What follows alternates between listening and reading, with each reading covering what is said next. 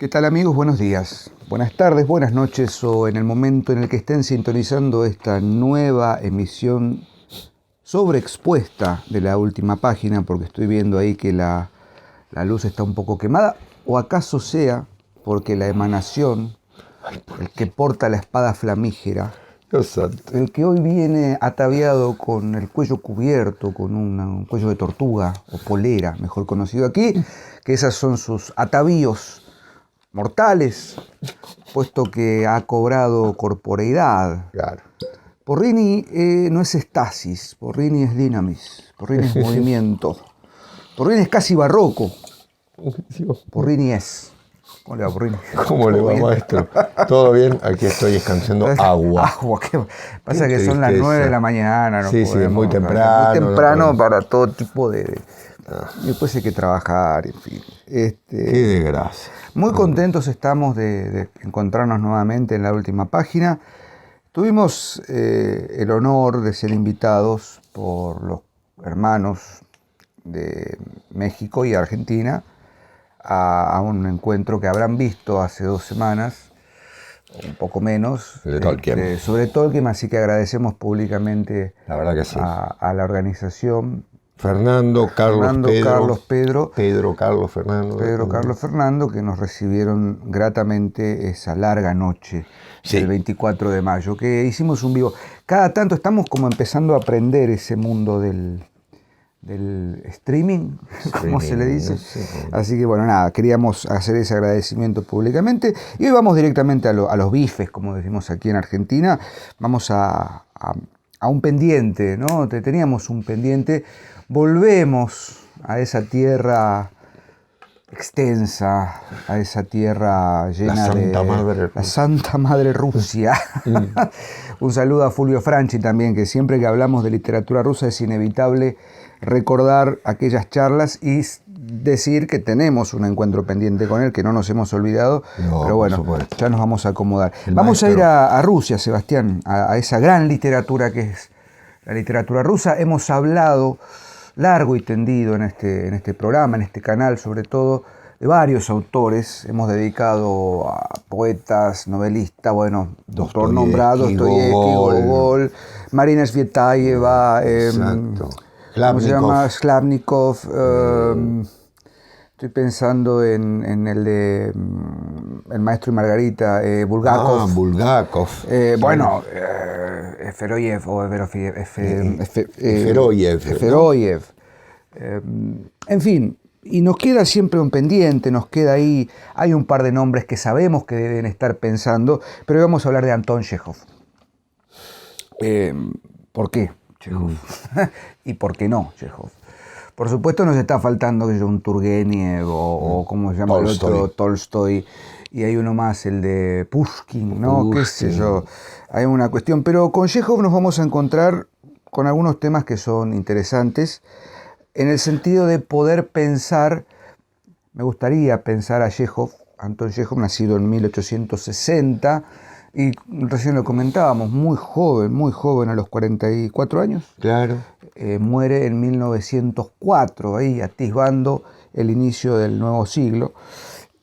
Pero bueno, justamente ese es el punto que me interesa destacar. No sé si coincidirá Sebastián, que hay en la literatura de Chejov un preanuncio de algo que vendrá. Claro, las cosas no pueden seguir como están. Las cosas no pueden seguir como están, y hay en la literatura de Chejov, tanto en su narrativa, breve o extensa, como en su dramaturgia. Quizás Chejov es más conocido por el oficio de dramaturgo, por lo menos cuando uno empieza con Chejov, o empieza por un cuento breve o por alguna de sus obras de teatro, específicamente, qué sé yo, La Gaviota, El Jardín de los Cerezos, Tío Vania, no me acuerdo la otra, que es muy conocida.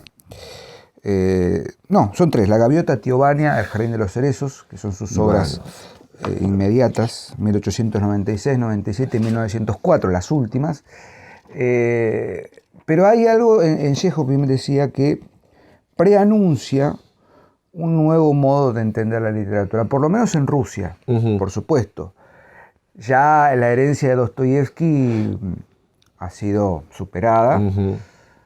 Hay un tema interesante sobre qué sucede con Tolstoy, por supuesto, son contemporáneos prácticamente.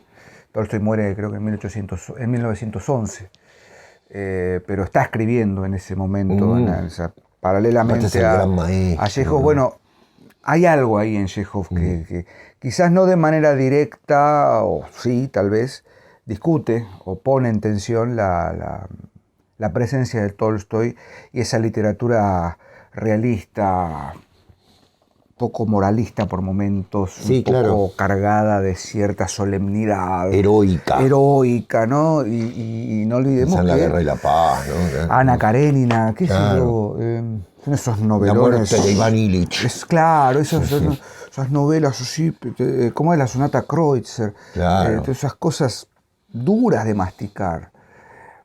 Después vendrá, por supuesto, el siglo XX con lo que ya sabemos, ¿no? 1904 en adelante. Claro. Va a venir la revolución, va a venir el cambio fundamental hacia una literatura realista, del realismo socialista, pero a la vez su reacción, ¿no? Que prohibida, pero su reacción. Y el exilio ruso.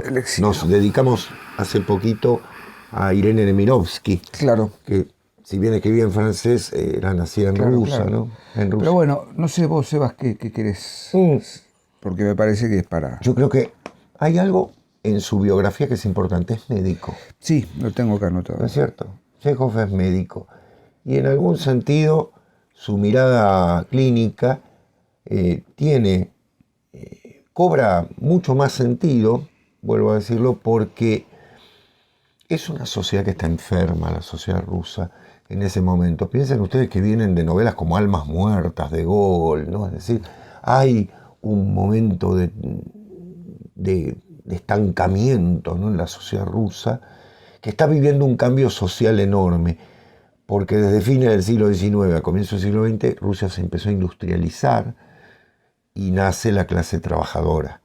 Y la verdad que el régimen político de los zares estaba absolutamente ajeno a todo ello. Vivía como en una especie de burbuja, ¿no? Alguien dijo una vez, Diego, que Tchaikovsky escribió los ballets, los famosos ballets, ¿no? La Bella Durmiente, El Cascanueces, sobre la base de cuentos de hadas. Y alguien dijo, y bueno, era un reflejo de Rusia, sobre todo del gobierno ruso, ¿no? Esta idea de que la realidad no se puede mostrar. Entonces se vive en un cuento de hadas, realmente. Es un alejamiento notable de lo que estaba pasando fuera.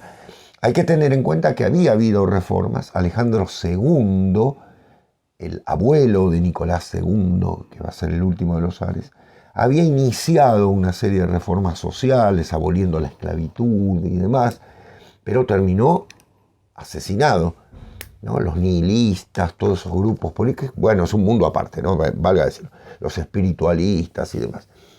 Y ahí viene Alejandro III que frena todo eso y pone una autocracia durísima hasta que se cae de un caballo y se mata y queda el no preparado, vamos a decirlo así, Nicolás II, que encima quiere sostener un régimen que no tiene más sentido. En ese momento vive Chekhov. Y en esa tribulación entre el fin del reinado de Alejandro III y el reinado de Nicolás II, que va a ser el último zar, Rusia vive cambios sociales enormes. Y si bien Chekhov no va a poner la lupa sobre esos cambios sociales, aunque sí en algún caso, después lo vamos a ver, ve esa sociedad que está como cristalizada, ¿no? Da la sensación de que le está tomando el pulso a esa sociedad que en algún momento tiene que estallar. Y eso que bien decís, Sebas, de tomarle el pulso y ver, va a circular en su literatura, por lo menos a mí me gustaría hablar de una de sus obras más significativas, que es La Gaviota, de 1896, como para empezar a introducirnos en la obra de Chekhov. Se va a ver, no quiero decir desde un punto de vista simbólico, ni siquiera alegórico, sino estrictamente en la construcción de los personajes que representan no el estereotipo tampoco, el prototipo. El prototipo. De lo que está en disputa. A ver, Chejov era dramaturgo, cuentista, narrador básicamente, médico, ¿correcto? Dentro de su literatura podemos encontrar narrativa breve, La dama del perrito, por ejemplo, que es un cuento para ingresar a Chejov muy, muy valioso y muy claro en cuanto al estilo. Y en el teatro hay un problema, porque si bien Chejov podría ser catalogado tranquilamente dentro de la estética del realismo, del naturalismo, su teatro, lo hablábamos recién, es difícil por dos razones.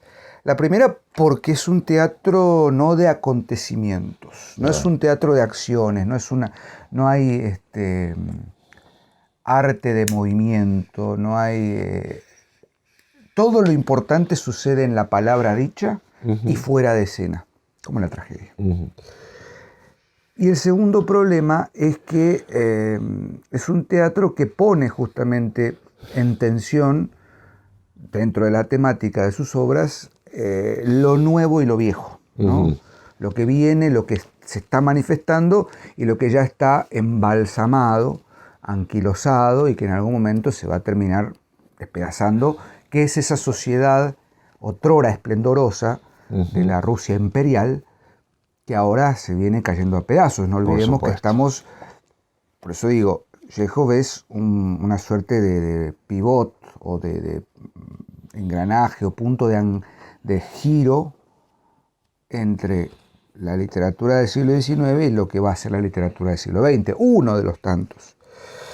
Pero si tuviésemos que hacer un análisis bastante sucinto, para no quitar tiempo, o para invitar a la lectura, si uno lee La Gaviota, por ejemplo, que en sí mismo es una especie de detrás de escena de la construcción de una obra de teatro. O sea, los protagonistas circulan dentro del mundo del teatro. Básicamente hablamos de 4 personajes esenciales, dentro de los cuales vamos a poder encontrar, en esos 4 personajes, la distinción entre quienes representan lo nuevo en el arte nuevo, y quienes están quizás en el lado del arte más tradicional, y que por estar en ese lugar del arte más tradicional no terminan de comprender el choque que genera ese arte nuevo, y hay un hecho fundamental, un elemento allí que va a cobrar importancia y que tiene que ver justamente con el título de la obra, que es La Gaviota. En líneas generales, el argumento, resumir el argumento de la obra es un tanto complejo porque, bueno, como les digo, no hay hechos concretos. Claro. Y si los hay, es difícil.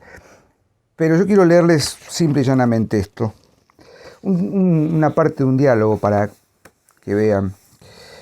Hay un personaje, un escritor moderno, nuevo, que se llama Trigorin, prefiero decirle Trigorin, porque bueno, pero no tiene tilde, así que Trigorin.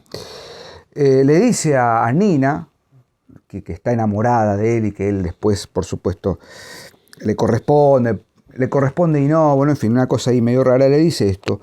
A la orilla de un lago, desde la infancia, vive una joven. Esta joven ama el lago y es feliz y libre como la gaviota. Pero un día, de modo casual, llega un hombre, la ve y por hacer algo la mata, como mataron a esta gaviota. Ese le dice Trigorin, es un argumento para una novela corta que se me acaba de ocurrir en función de que otro personaje central, otro escritor, Treplev, ha matado una gaviota, ha ido a cazar una gaviota y se la muestra a este personaje. Entonces, a partir de esa idea se construye qué pasa cuando alguien que está disfrutando de ese esplendor frente a un lago, ese mundo idílico, alguien entra, irrumpe, la mata. Y se acaba eso, solo por matarla. Bueno, de alguna manera ese diálogo que pasa como si nada en la obra, exacto, se convierte en el centro neurálgico de lo que es el arte para Chejov. Hay algo que está ahí circulando tranquilamente, irrumpe algo, lo mata, Quiebra el orden establecido. Quiebra el orden establecido. Y hay algo peor, porque al final, ¿qué sucede con esta gaviota muerta? Es embalsamada. Claro. Queda embalsamada, ¿no? No les voy a contar el final de la obra, por supuesto, la pueden leer tranquilamente. Pero tenemos esta construcción de la simbólica, qué sé yo. Sí. ¿No? Hay algo del simbolismo. Hay algo, sí. hay algo. Del movimiento simbolista literario, ¿no? Literario, no del simbolismo. Claro, al estilo Maeterlinck. Al estilo Maeterlinck, claro. Entonces, uno lee esto y la obra empieza justamente con la ejecución de una obra. El escritor Treplev, Konstantin Treplev, Kostia también llamado, hijo de la gloriosa actriz Arkadina, no me acuerdo el nombre ahora, Arkadina Arkakievich, creo que se llama. Acaba de escribir una obra que va a ser representada en el jardín de una casa, una reunión típica de la clase pudiente rusa de ese momento. Pero el problema es que a esa obra van varios personajes, entre ellos está Nina, la actriz que va a representar la escena, una actriz joven, que es la oposición a Arkadina, que es la actriz más clásica, más tradicional. Y aparece la pareja de Arkadina, el nuevo novio, esposo, no sé qué, que es este escritor moderno, Trigorin. Entonces, ahí está si tuviésemos que usar el cuadrado de Greimas, de Greimas, que no lo vamos a hacer, pero en líneas generales la oposición es clara. ¿Sí? El esquema actancial es claro. Arkadina y Nina como oponentes, Trigorin y Treplev como también oponentes. Lo antiguo con lo nuevo con lo antiguo. Ahora, hay un punto de anclaje. En esa transición violenta entre lo antiguo y lo nuevo, es la gaviota la que representa ese quiebre. Decía... Por otra parte, un animal que no se mata, porque no es que se consume, nada. Es un animal totalmente, qué sé yo, insulso. El símbolo, claro, el símbolo de cierta... También, libertad, digamos. Cierta libertad, porque, qué sé yo, la gaviota no es una... No es un animal que se consume como un pato. No es un animal rapaz, es un animal pacífico, si se quiere, es un animal inocente, entre comillas. Claro.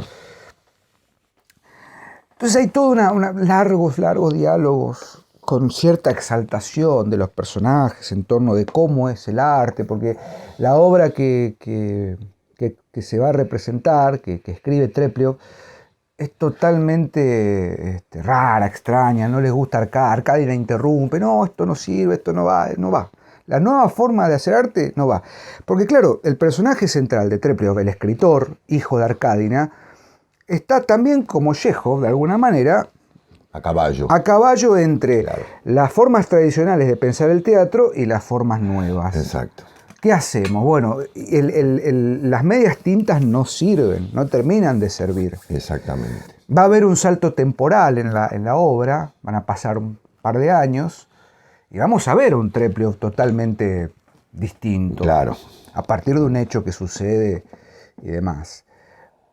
Pero hay algo que no comprendió Treplev, que sí iba a comprender Nina, que es la actriz joven, que quizás fascinada por lo que era el teatro de antes, entiende otra cosa, a partir de un hecho central en su vida, un cambio vital.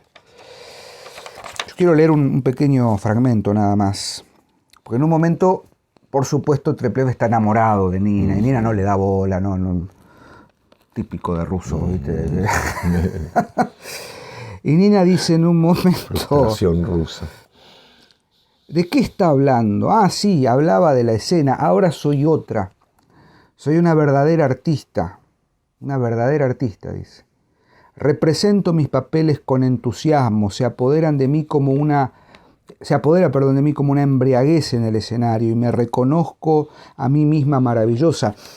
Ahora sé y comprendo que en nuestras profesiones, tanto escribiendo como representando, lo principal no es la gloria, ni el brillo, ni la realización de los sueños. Lo principal es saber sufrir. Lleva tu cruz y ten fe, yo la tengo, y por eso mi sufrimiento es menor, y cuando pienso en mi vocación, no temo a la vida. O sea, hay un hecho vital en el arte, hay que sentir, voy a decir una frase totalmente de manual de autoayuda, hay que sentir el arte, pero entiéndanme, no lo digo con ese sentido. No basta simplemente con el gesto, y esto lo entiende muy bien Chekhov y sus personajes, no basta solo con el gesto de responder de manera rebelde a las formas antiguas y romper las formas antiguas, sino que hay que atravesar por un proceso, un proceso de real significación de esa renovación, si es que esa renovación viene a cambiar y a mejorar eso que soy. En el caso de Nina, Nina termina siendo el único personaje que entiende, que comprende, que ha pasado por un camino, que ha pasado por un sacrificio, que ha pasado por un renacer, una renovación en su profesión artística, ¿correcto? No estamos hablando de conoció la verdad y empezó a levitar, no. Es una actriz, entonces ¿cómo tiene que pasar su transformación? Dentro de la profesión. Treplev es un escritor, entonces su transformación debería pasar por la escritura, pero la transformación de Treplev es falsa, no es completa. Y en el medio sigue estando esta metáfora, que es la gaviota.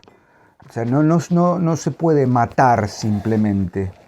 Claro, matar la inocencia no es simplemente un acto de acto. Peor aún, embalsamar la gaviota. O sea, he matado y he cristalizado, claro. He dejado de manera estática. Opuesto a la vida. O sea, claro, no hay movimiento ahí. Claro. Ni una cosa ni la otra. Entonces, Treplev representa esa figura de estar ahí a caballo entre una cosa y otra. Presuponemos, por supuesto, que la gaviota es Nina, pero es una gaviota que no queda embalsamada, ¿no? Por más que haya habido un intento de querer acabar con su inocencia y su esplendor, en manos de Trigorin, ella ha logrado superarse. En las obras de Chekhov no hay moralina, no hay una moraleja, incluso los finales son, por lo menos el final de esta es bastante particular, pero hay que masticar el modo en que los personajes se van realizando, me sale la palabra así, realizando y comprendiendo su lugar en el mundo. Eso está en La Dama del Perrito, ¿no? El cuento, ¿no? El largo diálogo que tienen Ana y Gurov en el final de la obra da cuenta de, bueno, Gurov sobre todo le dice algo muy significativo. Lo estaba releyendo ayer sobre lo que se es y lo que se aparenta, sobre lo que se muestra y lo que se oculta.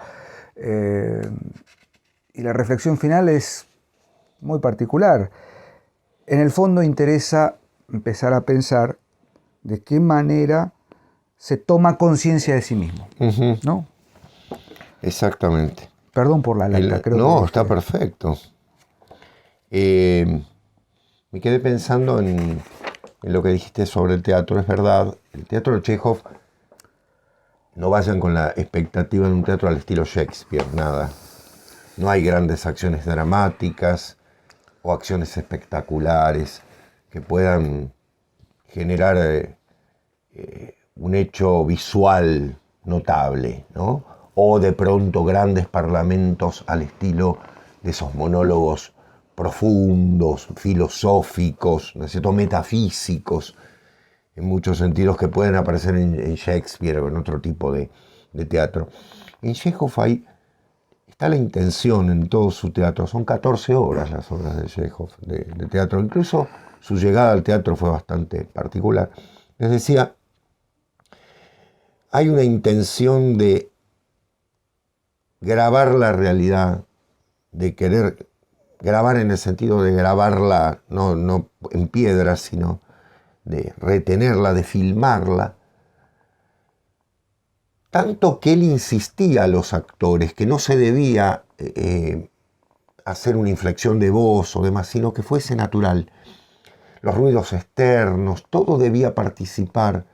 En muchos casos es muy importante los sonidos que vienen de afuera en las obras de Chejov, porque eso permite ver que la acción puede parecer banal, puede parecer absolutamente cotidiana, que de hecho lo es, puede parecer que no tiene ninguna importancia, pero lo que está detrás, lo que está así como agazapado, es un enorme drama humano que aparece en todas sus obras y que es destacado sobre todo en muchas de ellas, a pesar del título que él le pone, porque en algunas son las comedias, y uno diría, no puedo reírme ni un minuto, y en segundo lugar, el final es discutible que sea positivo, ¿no? Porque una comedia termina bien, es la idea, pero bueno, es todo muy relativo en muchos sentidos.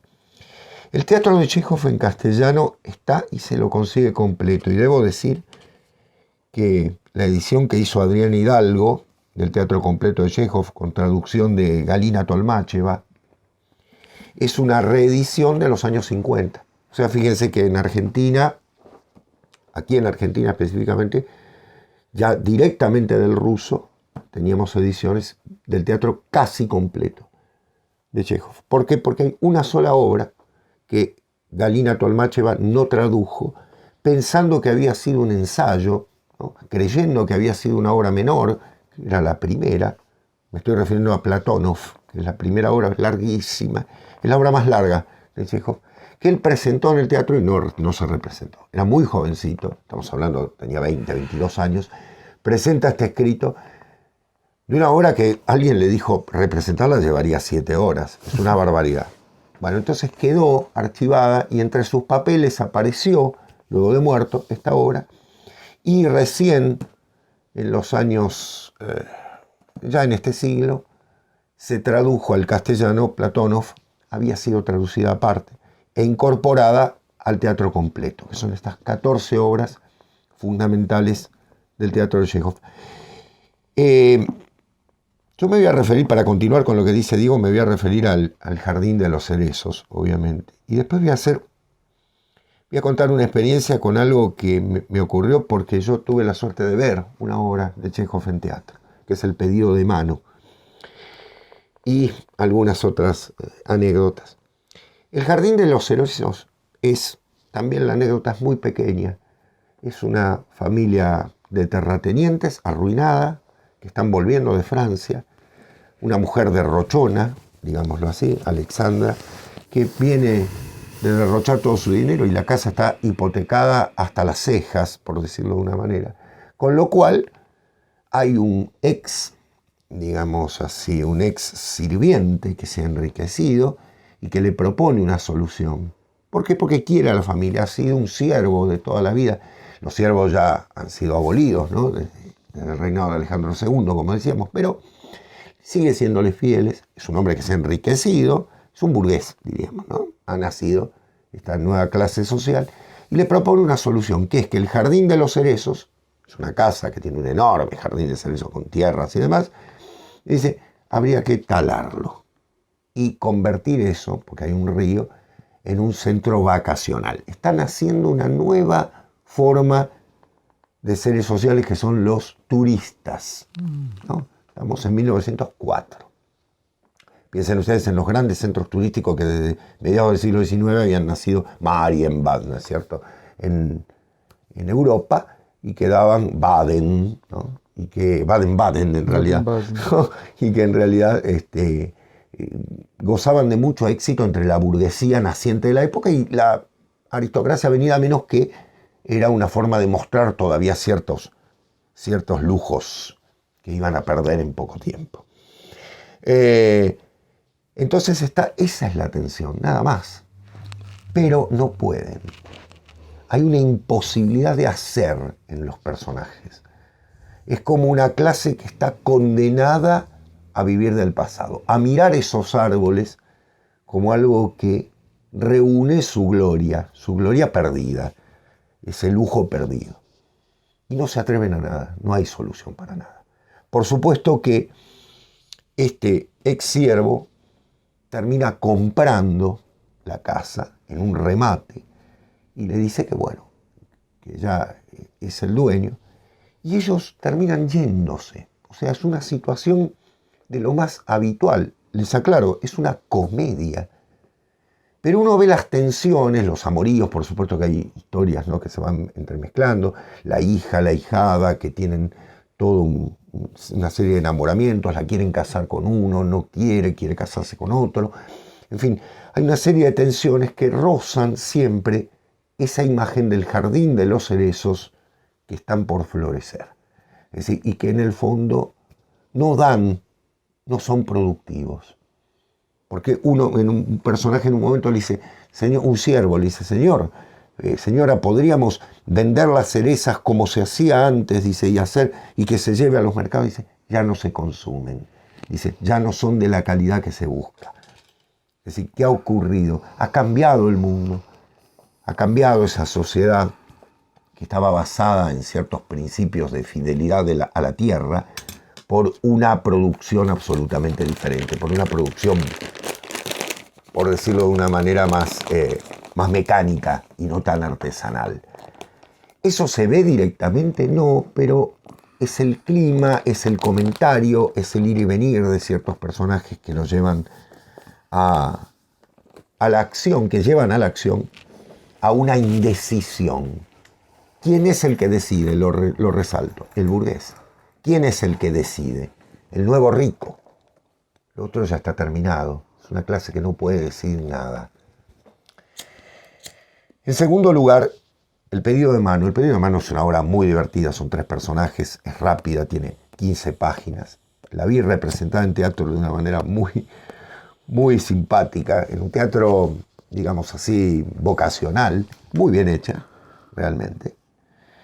Y tiene la particularidad de hacer una pintura social de la época, porque es un pedido de mano en medio de un pueblo, en la Rusia profunda, por decirlo de una manera, que tiene por característica justamente el engaño, el intentar vender mejor de lo que se puede la mercadería que se va a entregar, ¿no? Y en el medio la viveza del campesino ruso, a la vez esa inocencia, viveza e inocencia, las dos cosas, ¿no?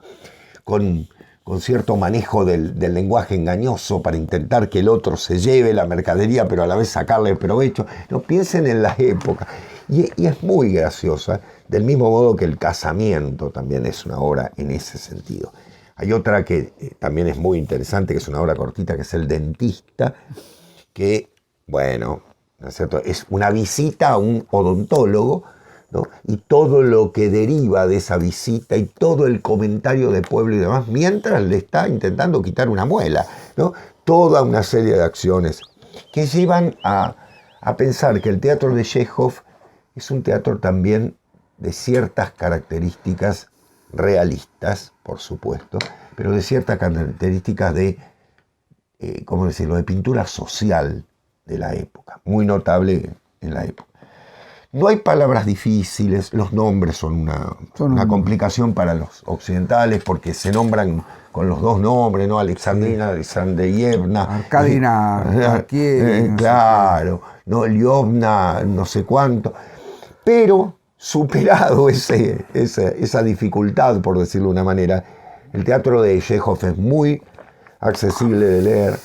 Vuelvo a decirles, no vayan a esperar una acción dramática tensa para nada, sino más bien cómo el tiempo se va diluyendo en personajes que están inmersos en una indecisión. Luego los cuentos, que fue lo primero que escribió Chekhov, ¿sí? Ustedes saben que La dama del perrito es el más conocido, pero hay colecciones de cuentos de Chekhov publicados en revistas, en los cuales también uno puede ver un recorte particular. Causó una enorme conmoción la cuentística de Chekhov cuando llegó a Occidente, porque era una mirada diferente en torno de la acción. No es una acción al estilo Poe, no hay una acción al estilo de la investigación no, de ninguna manera, sino más bien cómo la palabra de los personajes al estilo del teatro también llevan a una indecisión final o a una mala decisión o a ¿cómo decirlo?, un tormento interior muy notable que es práctico en todos los personajes de Chekhov. Por supuesto que esto es una mera pincelada porque habría que detenerse en cada uno de ellos. Hay mucho humor en muchos cuentos de Chekhov. Piensen ustedes que le están mirando a la sociedad rusa con una lupa en muchos aspectos y caracterizándola como todo médico, ¿no?, como una especie de cuerpo enfermo, por decirlo de una manera. La narrativa larga. La narrativa larga tiene, yo tengo dos ejemplos claros. Uno es Viaje a Sajalín, que es el relato de su viaje real a la península de Sajalín, en la otra punta de Rusia, lindando con Japón, para que ustedes me entiendan, ¿no?, en el extremo del Asia, donde él va a hacer una investigación sobre las condiciones sociales en las que está ese lugar. Es increíble, es increíble. Bueno, Fulvio viajó, nuestro querido amigo Fulvio Franchi estuvo allí, fue a ver justamente la casa donde estuvo Chekhov, seguramente motivo también del agravamiento de su enfermedad. Él hace un informe sobre esto, pero es un informe literario a la vez, de una calidad literaria notable. Y un dato de color. En un Chekhov que no es lo común en él, porque cuando hablamos de Chekhov hablamos del teatro y de los cuentos, esta faceta es más extraña, que es la de novelista policial. En el Séptimo Círculo, la famosa colección que dirigieron Borges y Bioy Casares, se publicó la única novela policial, y yo creo que una cosa extrañísima, de Anton Chekhov, que es Extraña Confesión. Extraña Confesión es una novela policial que, para los que están acostumbrados al género policial común en la época, se van a llevar una sorpresa, porque en realidad es una novela que se teje en torno no solo de un dilema policial, sino de un dilema de construcción de la verdad. Un juez de instrucción entrega un manuscrito. Miren cómo la idea del escrito de otro va a convertirse en la historia, en el que se ha cometido un crimen y él lo ha tenido que investigar, y a partir de ello nace esta novela que teje en torno de ese manuscrito una cantidad de elementos de viajes, de idas y vueltas, que llevan a querer descubrir la verdadera acción de la trama.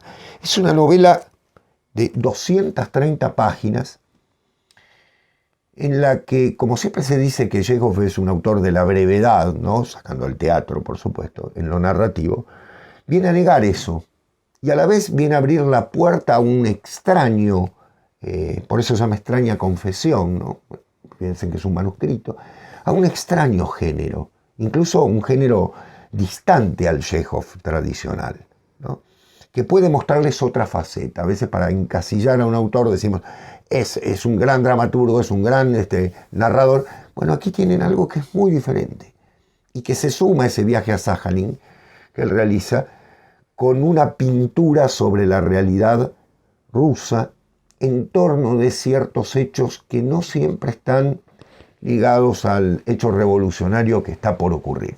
Chekhov muere en 1904 y yo les comento que al año siguiente se produjo el primer gran cambio social en Rusia, que fue la convocatoria a la Duma por parte del zar, a raíz de la derrota con Japón.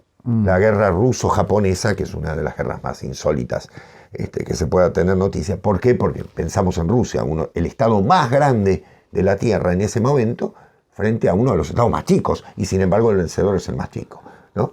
Con lo cual se produce en Rusia una conmoción diciendo, bueno, entonces no somos nada, ¿no?, que va a derivar 12 años después en la Revolución de Octubre. Así que bueno, teatro de Chekhov, mucho para ver. Nombro las obras, Diego nombró el trío más mentado, para decirlo, ¿no? La Gaviota, Tío Vania y El Jardín de los Cerezos. Sumen a esto el hermoso Tres Hermanas, que es una muy, muy linda obra, sobre el daño que causa el tabaco, que es una obra brevísima, El Canto del Cisne, El Camino Real, El Oso, El Pedido de Mano, que ya lo nombré, Un Trágico a pesar suyo, El Aniversario, El Casamiento y su irrepresentable Platonov, que es una obra que podría hacerse una película. Un saludo también a Aníbal Benítez. Aníbal Benítez. Profesor de literatura, que lo tuve en el último año y fue quien me hizo conocer a Chekhov. Con él leímos La Gaviota, leímos La Dama del Perrito, leímos un par de textos interesantísimos y lo que sabe de Rousseau. Exactamente. No creo que nos esté viendo, pero por ahí, en una de esas, querido Aníbal, vos lo conoces también de otros ámbitos. Hace mucho tiempo que no lo veo, ¿verdad? Muchísimo, gran profesor de literatura, así que bueno. Bien, y bueno, creo que saben que el teatro de Chekhov, porque él iba, se casó con una actriz, de hecho, él iba mucho a ver las representaciones, a corregir a los actores, les decía cómo, bueno, el gran maestro del teatro ruso, Stanislavski, el gran maestro. Me hiciste acordar, sí. Stanislavski, el gran maestro de la teoría del teatro, fue actor y fue quien conoció personalmente a Chekhov y recibió muchas de las indicaciones, incluso él tomó nota, porque Chekhov, ya les digo, no era director teatral, pero se metía en la representación para decir, no lo digan de esta manera, que suene natural, que siempre la idea de que suene como si se estuviese representando en un hogar. La Gaviota, se dice, ¿no? En la noche de su estreno fue un desastre, ¿no? Y sí, es un teatro antidramático. Que gracias a Stanislavski más adelante se revitalizó un poco. Claro. No es fácil. No es fácil, y tampoco es fácil leerlo, no por la complicación del texto, no porque use palabras complicadas o estructuras complicadas y demás, sino porque no pasa nada por momentos. Pero ese no pasa nada lo que se revela, dice nada. Claro, es lo no dicho lo que tiene una fuerza notable y que lleva a esa conclusión a veces de manera como un agua que fluye, ¿no? Bien, gran Chekhov. Anton Chekhov. Tienen para elegir, tienen para pensar. Nosotros, como siempre, con la intención de proponerles nuevas formas de entender la literatura, nos vamos a despedir. Hasta el próximo lunes, fecha en la cual nos volveremos a encontrar, quién sabe a qué hora, pero nos vamos a encontrar en una nueva emisión de La Última Página. Sebastián, como siempre digo, es un placer poder encontrarnos. Del mismo modo, Diego. Y a seguir leyendo. A ustedes les deseamos una muy buena semana y nos vemos. Chao. Adiós. Gracias.